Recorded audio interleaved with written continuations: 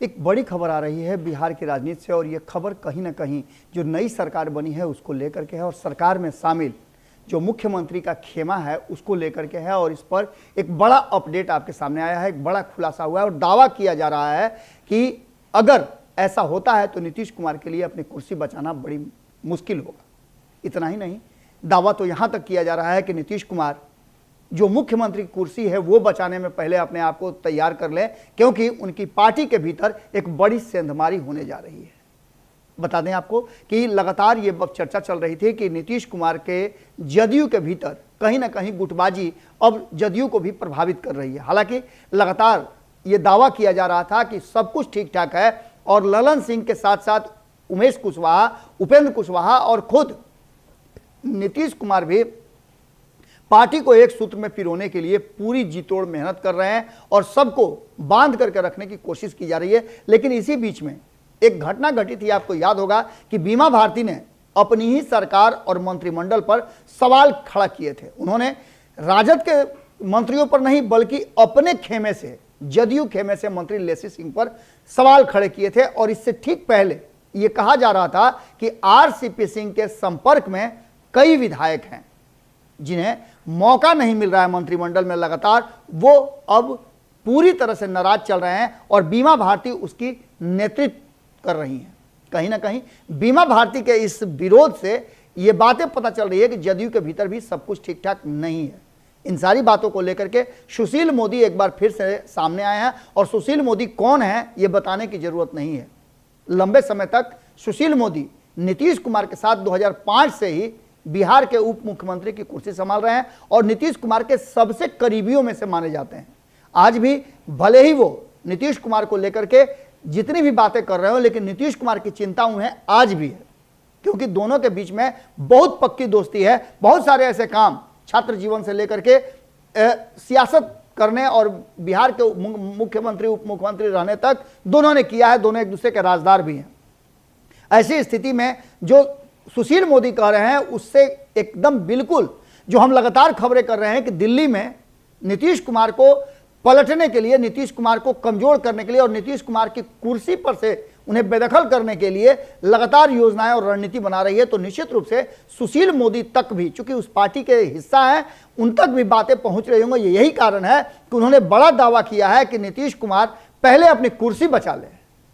नीतीश कुमार अपनी कुर्सी कैसे बचाएंगे, क्योंकि उनकी पार्टी में ही भीतर बड़ा हड़कंप मचा हुआ है, हलचल मची हुई है और ऐसी स्थिति में उनके लिए पार्टी बचाना भी बड़ा मुश्किल होगा। एक तरफ जहां लगातार भारतीय जनता पार्टी दबिश बना रही है और इस सरकार पर दबाव बनाने की हर वो संभव कोशिश कर रही है। मात्र 3 दिन चले विधानसभा और विधान परिषद के कार्रवाई के बीच में आपने देखा कि किस तरह के माहौल थे।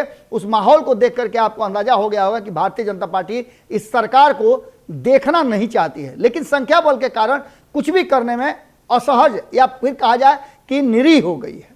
इन सारी स्थितियों को लेकर के सुशील मोदी ने सीधे तौर पे कहा है, नीतीश कुमार को सलाह दिया है कि अपनी मुख्यमंत्री की कुर्सी और अपनी पार्टी बचा लीजिए, तब जाकर के प्रधानमंत्री का ख्वाब देखिएगा। आपको याद है कि 2013 में सुशील मोदी ने ही, जब नरेंद्र मोदी का नाम प्रधानमंत्री के उम्मीदवार के रूप में नहीं आया था, तब नीतीश कुमार को सुशील मोदी ने भी प्रधानमंत्री का सबसे सशक्त और प्रबल उम्मीदवार बताया था। अब आप देख सकते हैं कि वक्त कैसे बदलता है और कैसे चीजें बदलती हैं। हालांकि सुशील मोदी को लेकर के नीतीश कुमार के मन में भी बहुत सारी बातें उन्होंने भरे सदन में और मीडिया के सामने कई बार अपना ये जो भीतर का दुख है, उद्गार है, उसको प्रकट किया है कि सुशील मोदी के साथ सब ट्यूनिंग हमारा ठीक चल रहा था। भारतीय जनता पार्टी ने उन्हें हटा करके कहीं ना कहीं संदेश दिया था। उसके साथ साथ उन्होंने और कई लोगों का नाम लिया, प्रेम कुमार का नाम लिया, नित्यानंद माफ कीजिएगा नंदकिशोर राय का नाम, नंदकिशोर यादव का नाम लिया।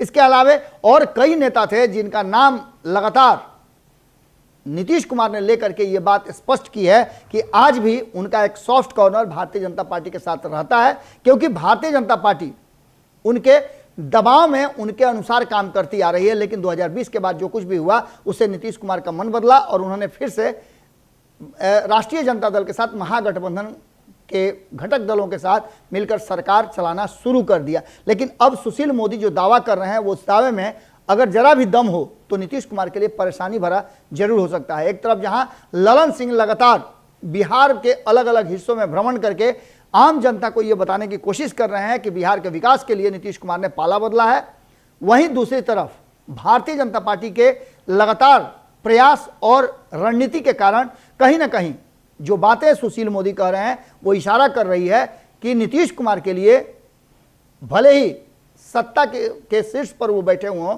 लेकिन परेशानियां कम होने का नाम नहीं ले रही है। और अगर सुशील मोदी ने यह बात कही है तो निश्चित रूप से इस बात को ऐसे ही नहीं किया जा सकता, छोड़ा नहीं जा सकता। इस बात में जरूर कहीं कोई ना कोई दम है। सुशील मोदी एक तरफ तो नीतीश कुमार के बहुत करीबी कहे जाते हैं, उनके शुभचिंतक कहे जाते हैं, वहीं दूसरी तरफ अगर ये बात कर रहे हैं तो नीतीश कुमार को अलर्ट कर रहे हैं। ये भी बातें आप कह सकते हैं। क्या होगा ये तो आने वाला भविष्य बताएगा, लेकिन बिहार की राजनीति में बहुत कुछ होना अभी बाकी है। अगर ये वीडियो पसंद आई और वह बिहार के राजनीति और बिहारियत से सरोकार रखेनी तो सब्सक्राइब बटन दबा के चैनल के सब्सक्राइब कर ली। ओजे एगो घंटी बा, ओकरा बटन दबा देला से कुल सटीक और मारक खबर रुआ मुफ्त में मिल जाई। अगर रुआ पत्रकारिता के हमनी के नया प्रयोग में सहयोग कर चाहतानी तो ज्वाइन बटन दबा दी।